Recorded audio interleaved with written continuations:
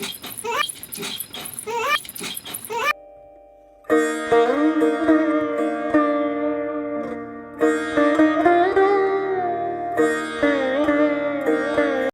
Everyone, কেমন আছেন সবাই? আশা করছি সবাই অনেক ভালো আছেন, কিন্তু আমি একটুও ভালো নেই। কয়েকদিন যাবত আমার মাথার ব্যায়ামটা খুব জাগিয়েছে। আমার এই মাথার ভিতরে যখন যন্ত্রণা হয়, মনে হয় নিজের জীবন নিজে শেষ করে দেই। মানে এই যন্ত্রণা নিয়ে এই পৃথিবীতে বেঁচে থাকার থেকে না থাকাই ভালো। জানি না কোন পাপের শাস্তি ভগবান আমাকে দিচ্ছে। যখন আমার এই মাথার ভিতরে যন্ত্রণা করে, সত্যি বলছি আমি সহ্য করতে পারি না। মনে হয় যে ওর থেকে মরে যাওয়া ঢের ভালো। মাথা যন্ত্রণার এই কারণ হলো, ছোটোবেলায় মানে যখন একটু বড় হয়েছি, মাথায় আমার সিলিন্ডার পড়েছিল একটা দুর্ঘটনার কারণে। সেই থেকে ব্রেনটে আমার একটু আঘাত লাগে। সিটি স্ক্যান করে জানা যায় একটি শিরার সমস্যা আছে, ওর জন্য আমার এই মাথার ব্যথা করে। কিন্তু এর কি কোনো প্রতিকার নেই? তোমরা যদি জানো একটু কমেন্টে বলো তো। 3-4 মাস অন্তর অন্তর এই ব্যায়াম আমার চাগায়। যখনই চাগায় সত্যি বলছি সহ্য করার মতো না। একদম মাথার চুল ছিঁড়ে আর্তনাদ করে চিৎকার করে কান্না করি আমি। প্রচণ্ড মাথা ব্যথা করে। আজ হলো ভাদ্রই অমাবস্যা, মানে অমাবস্যা যখন থেকে লাগে, আমার শ্বশুরবাড়ির নিয়ম ভাত খেতে নেই। ওই কলা পাতায় কলা দিয়ে তালের বড়া, তারপর হচ্ছে কলার পিঠা, লুচি, রুটি, যে যেমন পারবে সে তেমনই খাবে। কিন্তু রুটি খেতে আমার একদমই ভালো লাগে না, ইচ্ছা না থাকলেও করতে হচ্ছে। যেহেতু ওইদিকে মা পিঠা পাঠাগুলো করেছে, আমাকে লুচি আর তরকারিটা তো করতেই হবে। ওষুধ খেয়ে লেগে পড়লাম কাজে। এদিকে আটা মাখছি। কুমড়ো আলুটা আমার আগেই কাটা হয়ে গেছে। ওইদিকে দেখো, মানে আমাদের মানু, আমাদের জায়ের মেয়ে, ওই আমার এই ভিডিওগুলো সব করে দিচ্ছে। ওর জন্যই এই ভিডিও দেওয়াটা সম্ভব হয়েছে, কারণ সমস্ত সব ভিডিওটাই ওই ক্যাপচার করেছে। শ্বশুরমশাই হঠাৎ এই সময় বাড়ি এসছে, এখন আসে না, প্রায় 10টা-11টা বাজে ওনার বাড়ি আসতে।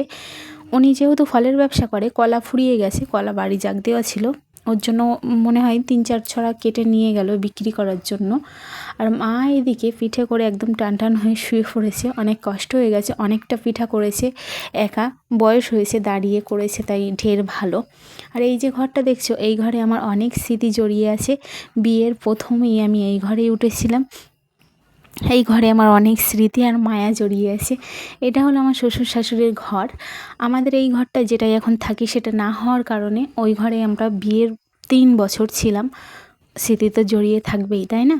আর এই যে সেই পিঠা, মানে কলা দিয়ে কলার পাতায় পিঠা, কে কে খেয়েছো জানি না, কিন্তু খেতে নাকি অনেকটা ভালো লাগে। কিন্তু কলা জিনিসটা আমার একদমই পছন্দ না। না খেতে ইচ্ছা হলেও নিয়ম রক্ষার্থে খেতে হবে। মা বলল একটু হলেও গালে দাও, এই পিঠা খেলে নাকি শনির দশা কাটে। আমার রিয়াকশানটা দেখে অবশ্যই তোমরা বুঝতে পারছো যে এইসব খেতে আমার একদমই ভালো লাগে না। মোটামুটি খেয়েছি একটু। আর এদিকে দেখো, কুমড়ো আলুটা কেটে নিয়েছি। অল্প একটু কুমড়ো ছিল, নষ্ট হয়ে যাচ্ছিলো, ভাবলাম আলুতে কেটে দিই। ওইদিকে আমি লুচিটাও বসিয়ে দিয়েছি ইন্ডাকশানে।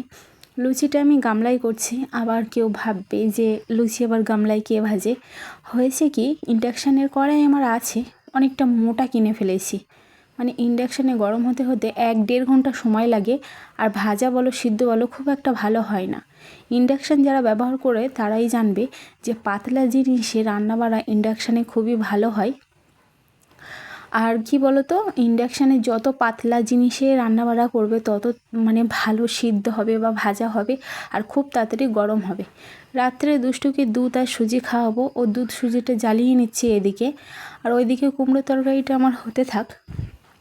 দুষ্টুকে অন্যান্য দিন রাত্রে খিচুড়ি করে খাওয়াই।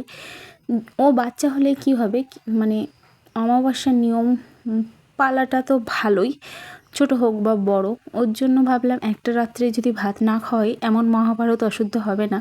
ওর জন্য দুধ সুজি জ্বালিয়ে নিচ্ছি।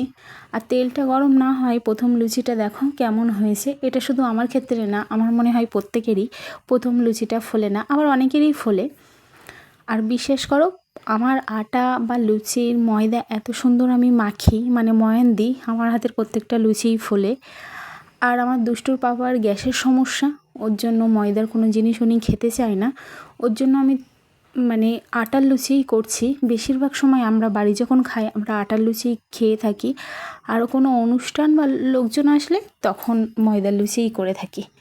তরকারিটাও আমার হয়ে গেল। চলো আজ এই পর্যন্ত, টাটা।